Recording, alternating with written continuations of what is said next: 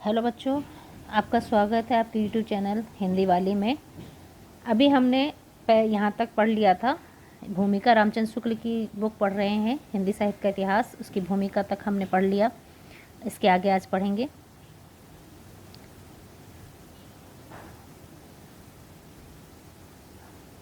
हम इनका सामान्य परिचय पढ़ेंगे।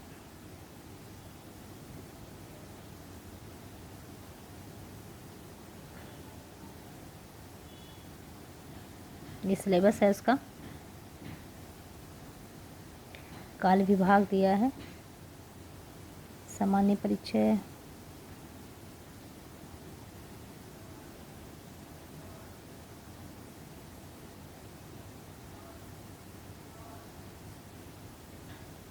ये रहा सामान्य परिचय।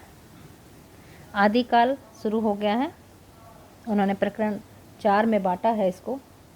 तो पहला प्रकरण है जिसमें सामान्य परिचय दिया हुआ है, मतलब थोड़ा बहुत बताया गया है कि आदिकाल का नाम क्यों दिया गया, इस बारे में बताया है। ठीक है, तो प्राकृत की अंतिम अभ्रंश अवस्था से ही शुरू कर रहे हैं। प्राकृत की अंतिम अभ्रंश अवस्था से ही हिंदी साहित्य का आविर्भाव माना जा सकता है।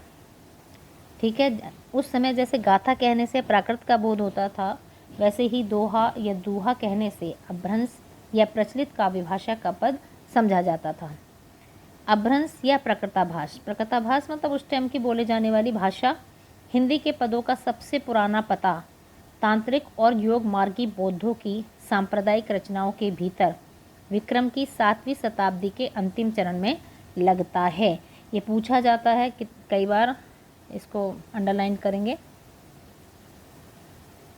ये वाला जो लाइन है ये पूछी जाती है कि अभ्रंश या प्रकृताभास हिंदी के पदों का सबसे पुराना पता कहाँ लगता है? तांत्रिक और योग मार्गी बौद्धों की सांप्रदायिक रचनाओं के भीतर विक्रम की नहीं है 7वीं शताब्दी, क्या है 7वीं शताब्दी के अंतिम चरण में लगता है।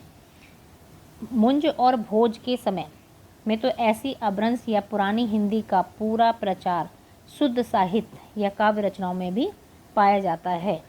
अतः हिंदी साहित्य का आदिकाल संवत 1050 से लेकर 1050 से लेकर संवत 1375 तक, अर्थात ये समय भी बहुत ज़रूरी है। ये समय तो दिया ही जाता है यहाँ से लेकर यहाँ तक, अर्थात महाराज भोज के समय से लेकर, ये भी कई बार पूछा गया है, महाराज भोज के समय से लेकर हम्मीर देव के समय के कुछ पीछे तक माना जा सकता है।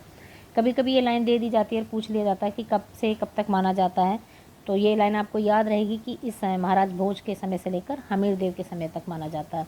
यद्यपि जनश्रुति इस काल का आरंभ, जनश्रुति मतलब लोगों के मुँह से जैसे सुना गया है, इस काल का आरंभ और पीछे ले जाती है।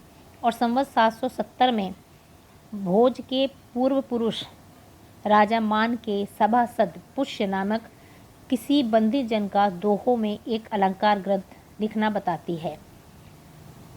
शिव सिंह सरोज में पर इसका कोई प्रमाण उपलब्ध नहीं है। ठीक है,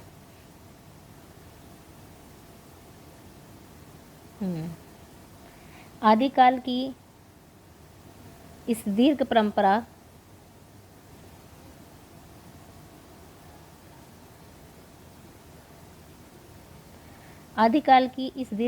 के बीच प्रथम 150 वर्षों के भीतर जो रचना की किसी विशेष प्रवृत्ति का निश्चय होता है, धर्म, नीति, श्रृंगार, वीर सब प्रकार की रचनाएं दोहों में मिलती हैं। वो बता रहे हैं कि आदिकाल जो समय चल रहा था, ये उस समय धर्म की, नीति की, श्रृंगार, वीर सब प्रकार की रचनाएं दोहों में मिलती हैं।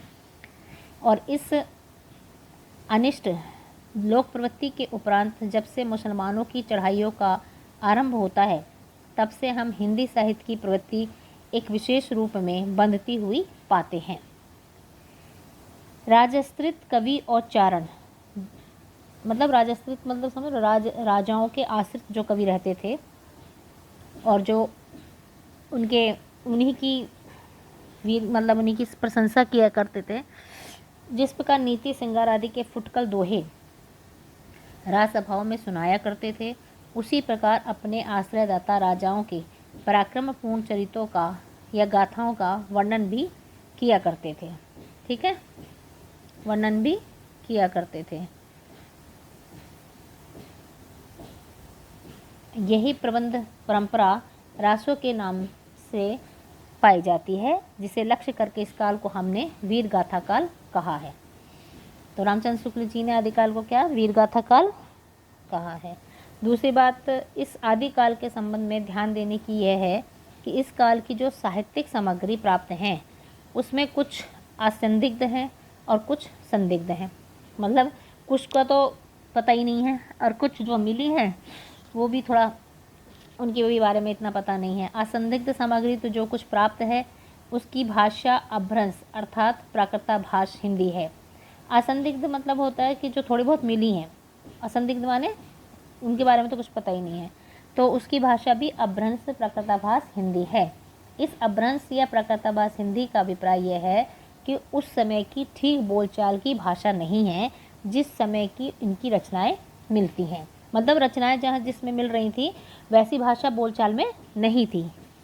यह उस समय की कवियों की भाषा है, कवियों की भाषा थी ये। कवियों ने काव्य परंपरा के अनुसार साहित्यिक प्राकृत के पुराने शब्द तो लिए ही हैं, जैसे पीछे की हिंदी में तत्सम संस्कृत शब्द लिए जाने लगे, विभक्तियाँ, कारक चिन्ह और क्रियाओं के रूप आदि भी बहुत कुछ अपने समय से कई सौ वर्ष पुराने रखे हैं।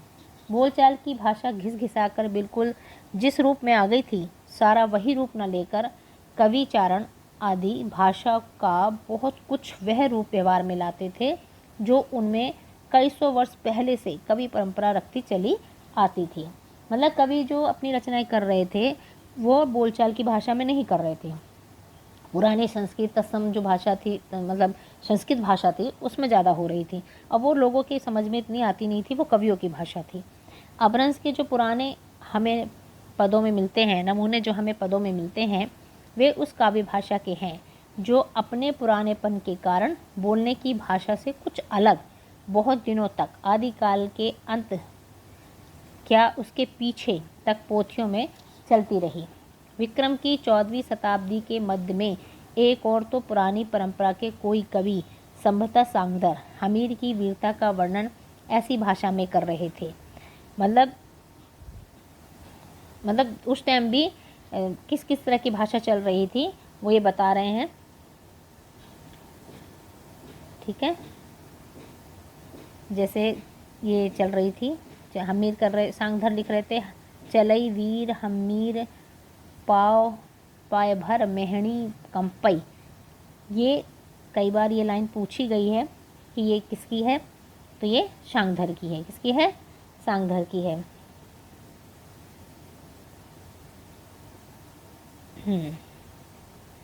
ठीक है। दूसरी ओर खुसरो मियाँ दिल्ली में बैठे ऐसी बोलचाल की भाषा में पहेलियाँ और मुकरियाँ कर रहे थे। वो कैसी भाषा कर रहे थे? एक नार ने अचरज किया, सांप मार पिंजरे में दिया। ये आपका दिया बाती के बारे में है,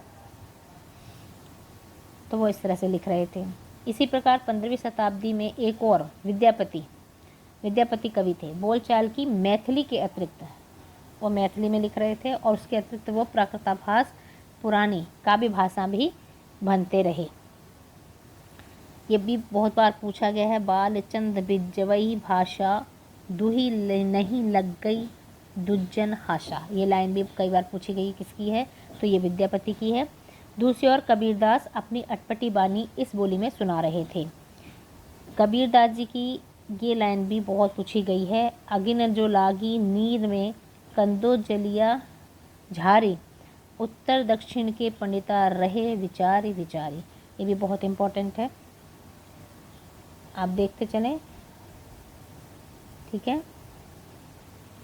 उसके बाद सारांश यह है कि अपभ्रंश की यह परंपरा विक्रम की 15वीं शताब्दी के मध्य तक चलती रही।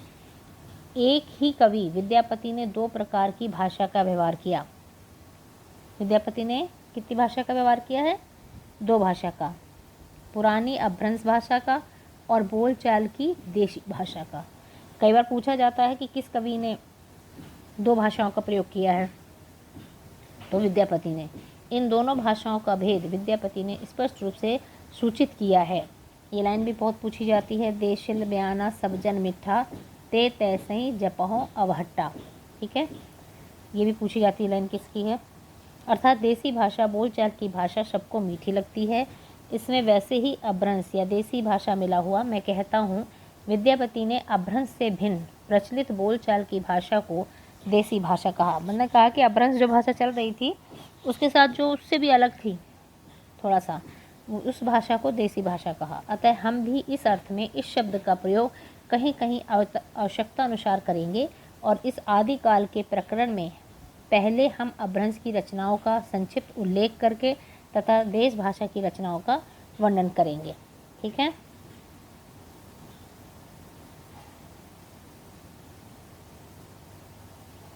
तो आज इतना ही और आगे इसके बाद हम आगे पढ़ेंगे। आज यहीं तक।